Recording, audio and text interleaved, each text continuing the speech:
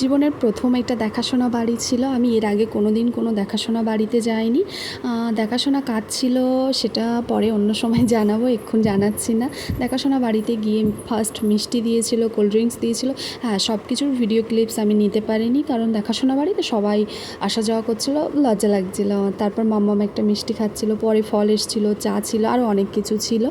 পরে আমি আর কোনো ভিডিও ক্লিপস নিতে পারিনি। পরে বাড়ি এসে দেখি যে আমার একটা পার্সেল এসেছিলো, যেটাই ছিল মনার ওয়াশেবল ডাইপার।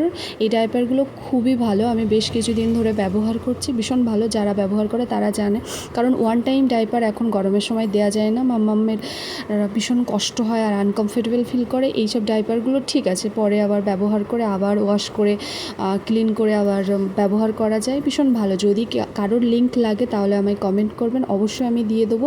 আমি ফ্লিপকার্ট থেকে নিয়েছিলাম, দাম ওই 300 কত টাকা মতো নিয়েছিল, এক্স্যাক্টলি আমার মনে নেই।